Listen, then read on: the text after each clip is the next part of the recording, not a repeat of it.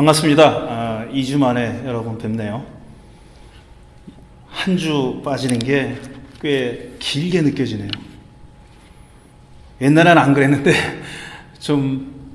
가끔 좀 비웠으면 했는데 이제는 좀 많이 달라졌습니다.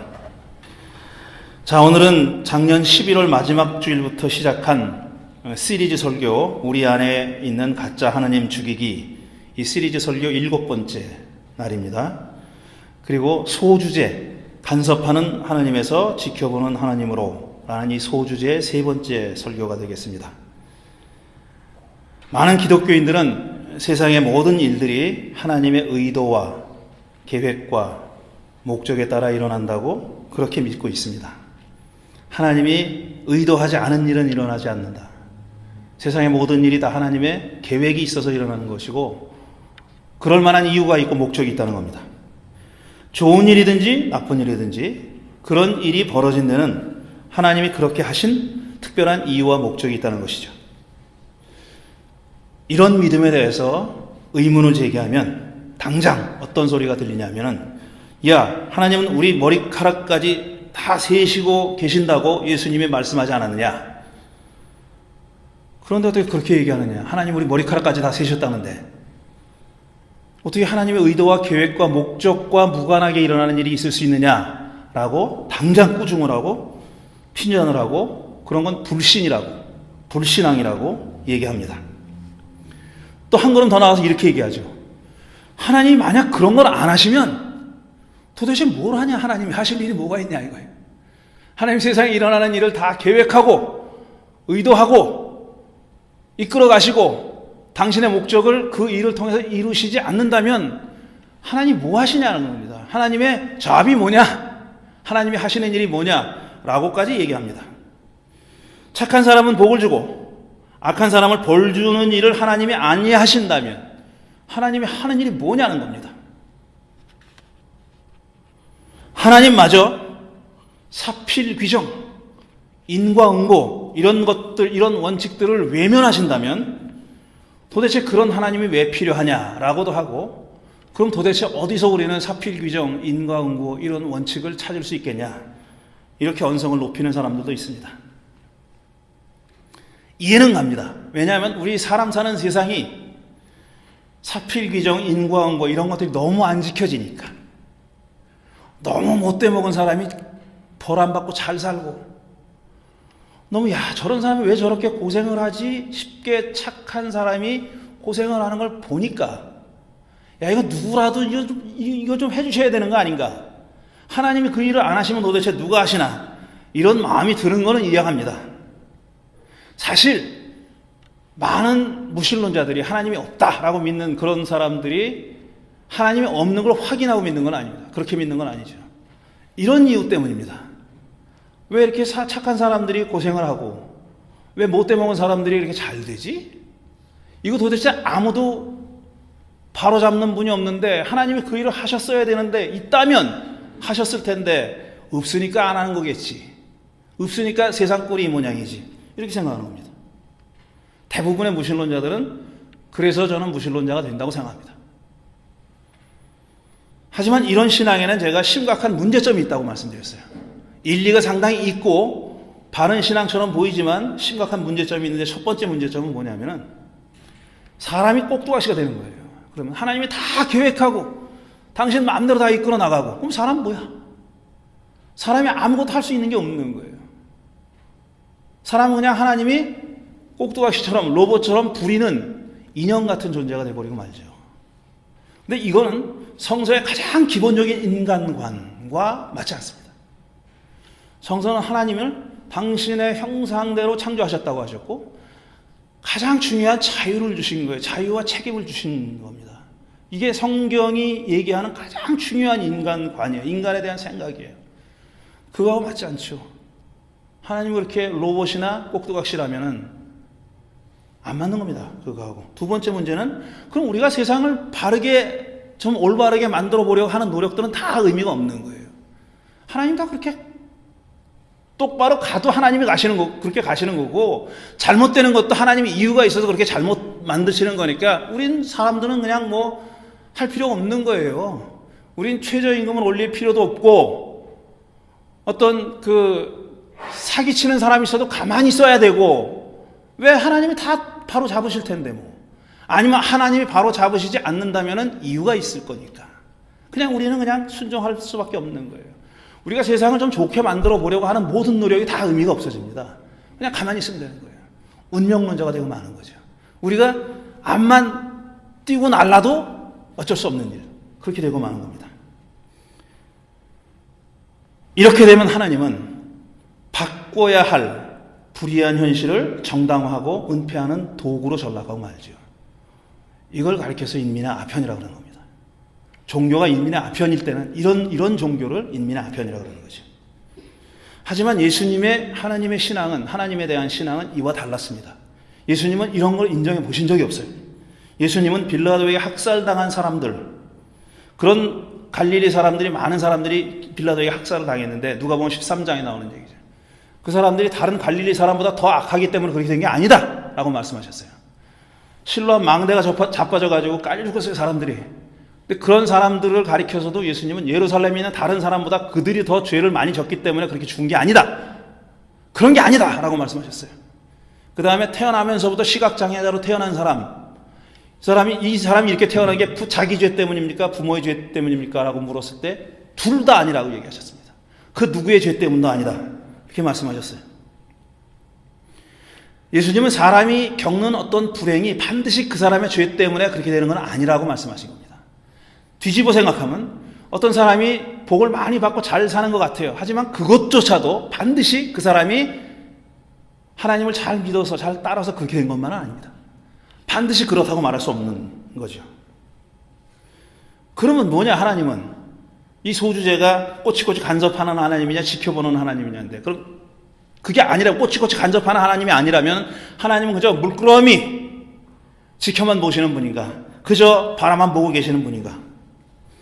이신론자들처럼, 네이스트처럼, 이신론자들처럼 하나님은 세상을 만들어 놓고 거기에 어떤 법칙을 부여해 놓고 그 법칙에 따라 굴러가게 만들어 놓고 당신은 한 발짝, 아니 10발짝, 100발짝 좀 떨어져 가지고 가만히 그건 지켜만 보시는 분인가? 참견 안 하고 간섭 안 하고 관심도 없고 그냥 지켜보시기만 하는 분인가? 물끄러미 좀 하나님께 이런 수식어로 쓰는 게 좀 미안하기라면 멍청하게 지켜만 보시는 분인가?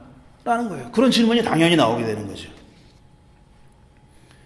그런데 성서는 아주 오래전부터, 구약시대 초기부터 하나님이 그런 분이 아니라는 것을 알고 있었어요. 느끼고 있었어요. 근데 그거를 표현하고 싶은 거예요. 어떻게든지 표현하고 싶은 거예요. 근데 그들이 표현하는 방법은 우리가 지금 표현하는 21세기에 살아가는 우리가 표현하는 방법하고 다릅니다. 그 사람들은 자기 나름대로 자기들의 세계관 속에서 그걸 표현하고 싶어 했던 거예요. 그게 제가 지난번에 말씀드린 아브라함과 하나님이 언약을 맺는 창세기 15장 얘기가 바로 그런 얘기입니다. 참 이것도 아브라함이 하나님께 아들, 제게 제발 좀 아들을 주십시오. 제게 땅을 좀 주십시오. 이렇게 빈 게 아닙니다. 부탁한 게 아니에요. 하나님이 아들 달라, 땅을 달라라고 아브라함이 하나님께 부탁하지 않았어요. 그런데 부탁도 안 했는데 하나님이 너 아들 줄게, 너 땅 줄게 이렇게 약속하신 거예요. 달라고 하지 않았습니다. 근데 하나님이 먼저 주시겠다고 했습니다. 그런데 아브라함 나이가 점점 들어가는 거예요. 땅은 차치하고 그러더라도 아들 낳기는 점점 힘들어지고 있는 거예요. 근데 아무 징조도 없어. 자기 안에 늙어가고 있어요. 그러니까 그런데 하나님이 나타나셔가지고 다시 한번 약속을 해주셨어요. 너 땅과 아들 줄게. 속으로 웃었을 겁니다. 아브라함이. 야, 말이나 되는 얘기를 하십시오. 그저 저 종놈의 아들, 자기 종의 아들, 걔가 상속자가 될 겁니다 라고 얘기하죠. 그랬더니 걔가 아니야. 하나님, 걔가 아니라 네 몸에서 난 아이가 너의 상속자가 될 거야 라고 약속해 주셨습니다. 그러니까 땅도 주겠다고 약속을 했고, 그러니까 아브라함이 당연히 의심이 생기죠. 보증을 보여주십시오 그랬어요. 당신의 약속이 이루어질 거라는 보증을, 사인을 주십시오 라고 얘기했더니 바깥에 데리고 나가가지고 하늘의 별을 바라보라고. 저 별들처럼 많아질 거다. 그런 다음에 짐승을 가지고 오라 그랬어요. 그리고 두 동강을 딱 내가지고 이렇게 벌려놓고 그날 밤이 되니까 횃불이 그 가운데 지나갔다 했어요. 이게 보증입니다.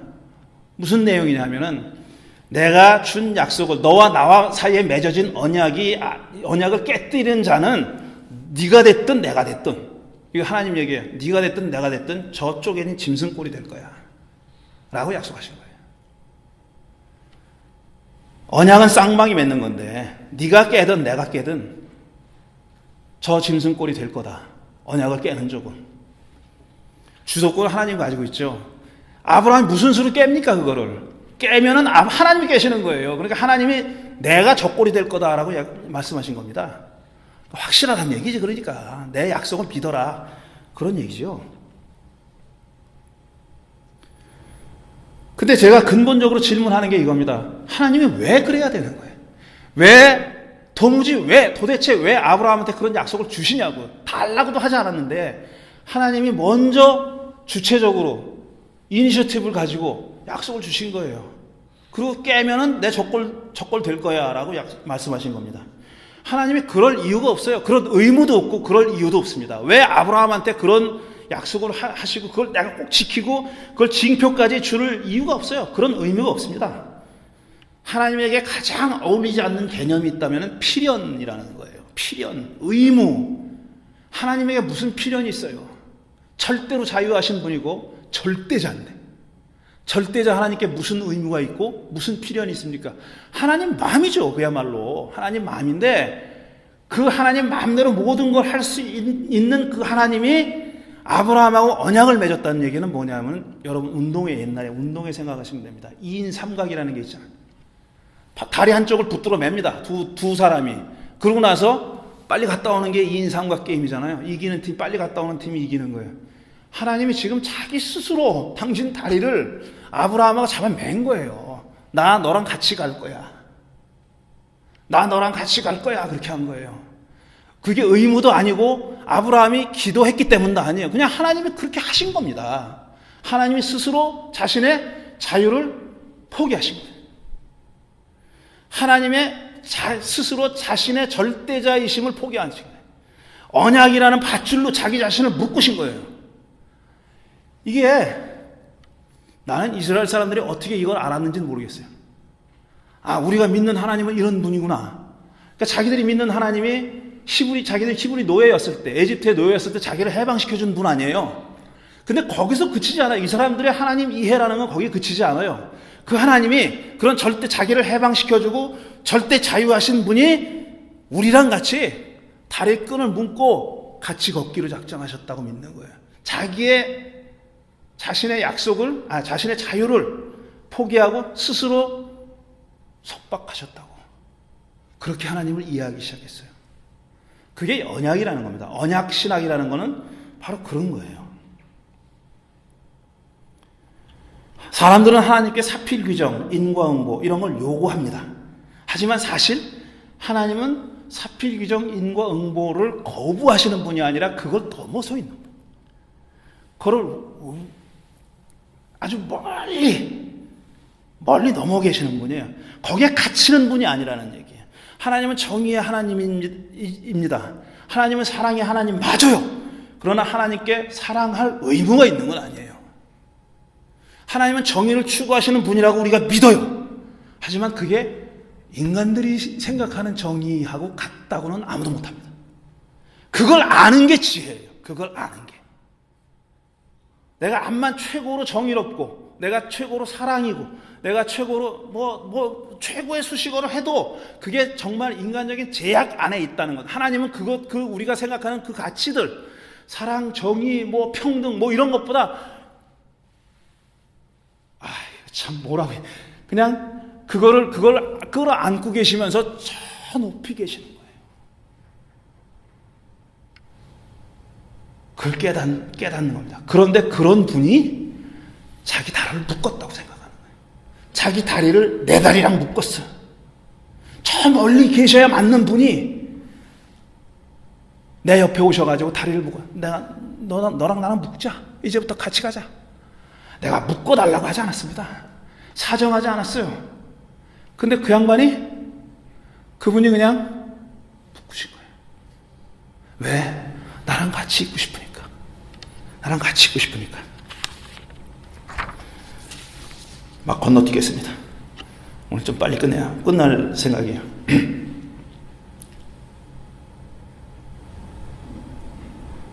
유대인들은 이런 조크가 있어요. 어떤 꼬마가 랍비한테 와가지고 물어봅니다.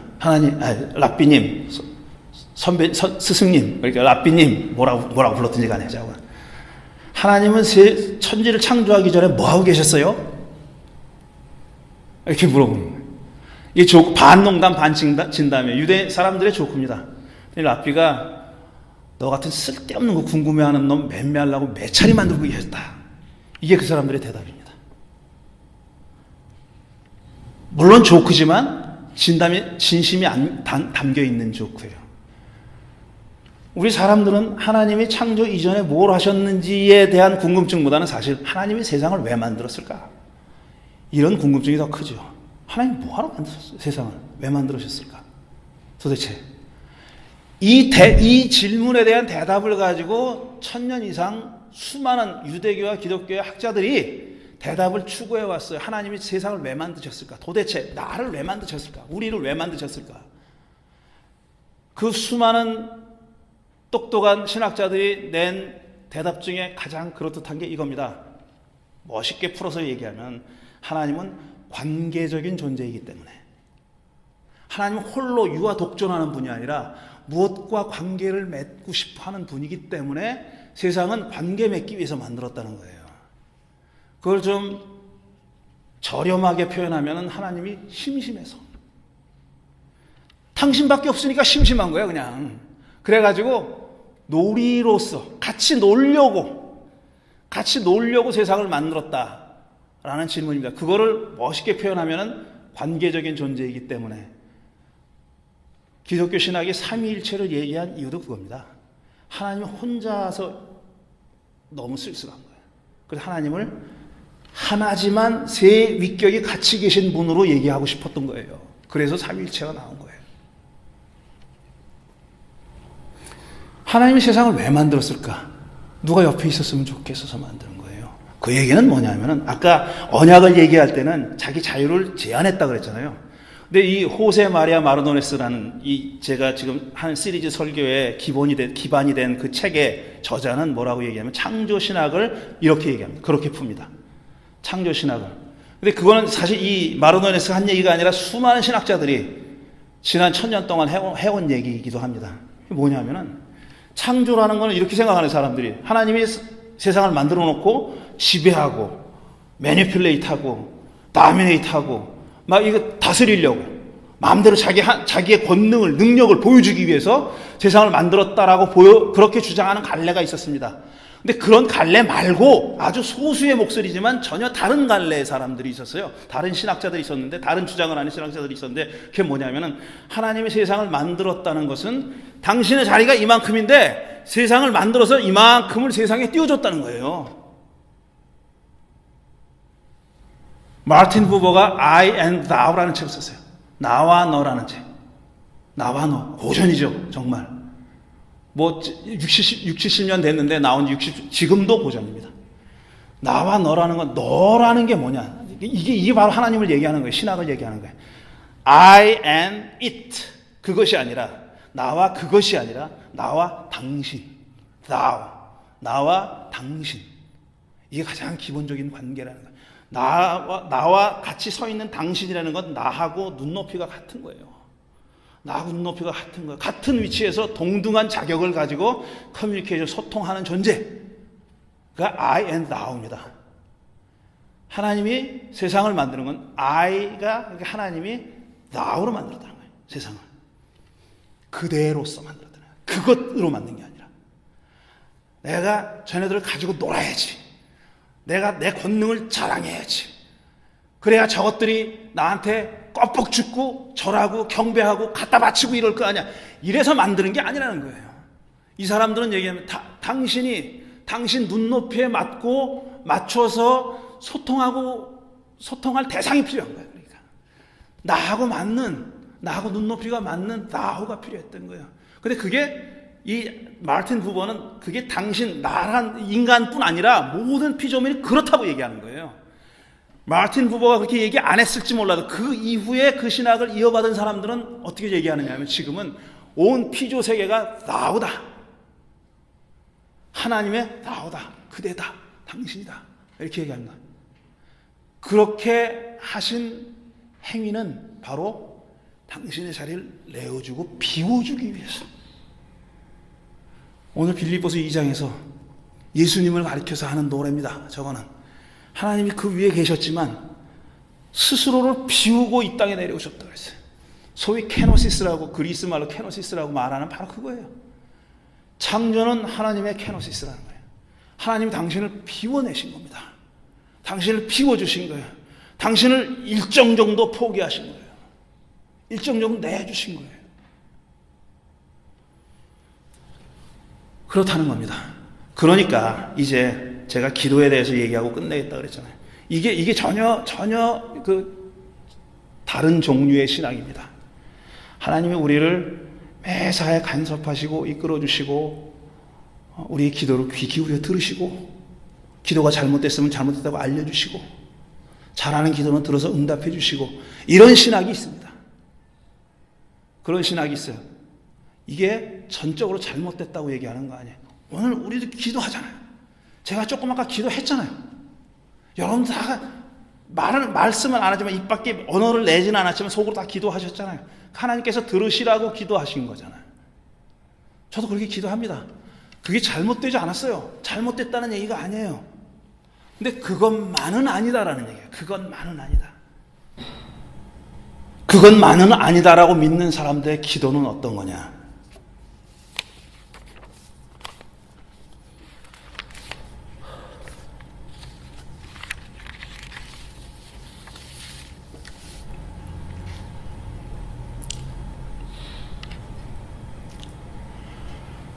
우리는 아픈 사람을 고쳐달라고 기도합니다. 그러나 그 기도가 제로섬이 되지 않기를 기도하죠. 누군가의 것을 가져와서 그 사람을 고쳐주기를 원하잖아요. 그렇게 기도한다면 우리는 사기꾼이죠. 어떤 한 사람을 살리기 위해서 누군가가 죽어야 된다. 누군가를 죽여달라고 기도 못합니다. 그렇죠. 우리가 믿는 건 뭐냐면은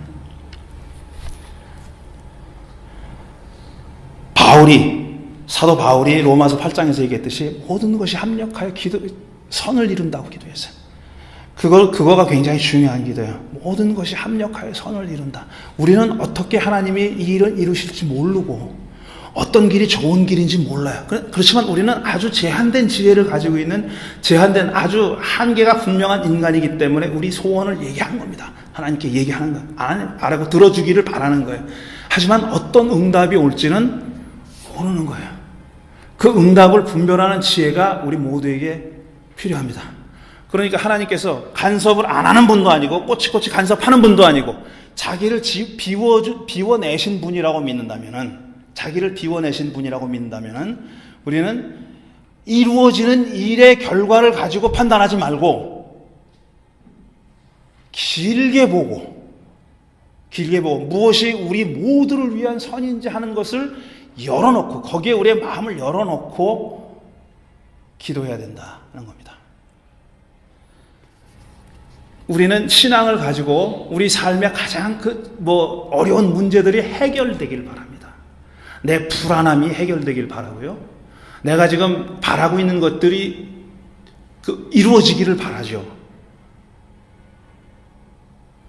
그러나 조금 더 거기서부터 조금만 더 들어가 줬으면 좋겠는 거예요. 조금만 더 들어가 줬으면 좋겠어요. 제가 이거 말로 표현을 잘 못하겠는데 내가 이 생각하고 있는 걸 말로 표현을 잘 못하겠어요. 지금. 어떤 즉자적으로 하나님은 응답하시는 그런 분이 아니라 하나님이 넓게 이끌어 가시는 분이라는 것. 무관심하게 외면하는 것도 아니고 꼬치꼬치 간섭하시는 분도 아니고 이렇게 정말 사랑의 눈초리로 사랑의 눈으로 우리를 지켜보시면서 우리에게 기회를 주시는 분으로 좀 생각해 줬으면 좋겠어요. 우리에게 기회를 주시는 분으로. 하나님께서 정의를 이루어 주시는 게 아니라 우리로 하여금 정의를 이룰 수 있는 열망과 간절함과 그걸 우리 마음을 행동으로 옮길 수 있는 용기를 주시는 분. 저는 이게 자신을 비우신 하나님께 드리는 기도의 모범이라고 생각합니다. 우리가 그 일을, 어떤 일을 이루었을 때 그건 우리가 이룬 일이 아닙니다. 우리만이 이룬 일이 아니에요. 그건 하나님께서 우리에게 그런 열망과 열정을 불어 넣어주셔서 우리를 통해서 하나님께서 간접적으로 이루시는 일입니다. 좀 그렇게 좀 생각해 줬으면 좋겠어요.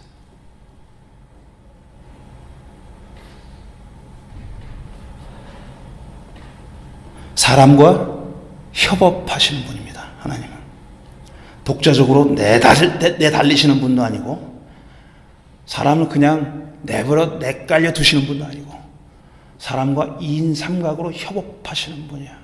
그러니까 그렇게 하나님께서 우리에게 부어주시는 열정과 열망과 희망과 하나님의 뜻을 옮기고자 하는 그런 믿음을 소중하게 여기고 거기에 응답하는 것, 그게 자기를 비우시는 하나님께 기도하는 그런 자세라고 생각합니다. 물론 저도 여러분도 앞으로 계속 하나님께 이거 해달라 저거 해달라 기도할 겁니다. 아픈 사람에서 그 다음 낫게 해달라고 기도할 거예요. 그렇지만 우리의 마음은 그렇다는 것을 하나님이 이해해 주시고 알아주실 거라고 저는 믿습니다. 우리가 오랫동안 그렇게 기도해 왔기 때문에 그 기도의 언어를 바꾸기는 힘들어요. 하지만 우리 마음속은 그렇습니다. 이건 내가 하나님께 온전히 그냥 내팽겨주고 이루어 달라고 그냥 버리는 게 아니라, 그 다음에 일이 어떻게 되가나 하고 요나가 저 니느웨 성을 지켜보는 것처럼 그렇게 지켜보는 게 아니라, 내가 그렇게 기도했으니까 내가 뛰어들어야지, 거기 내가 나를 던져야지, 이런 마음이, 그런 믿음이 차오르는 그런 기도를 드렸으면 좋겠습니다.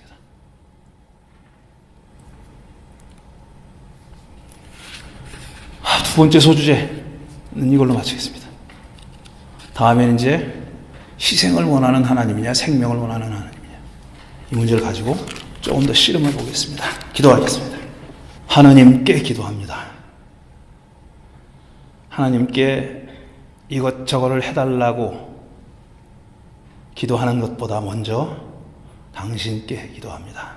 마음의 소원을 안고 가장 가까이 계시는 분께 기도드립니다.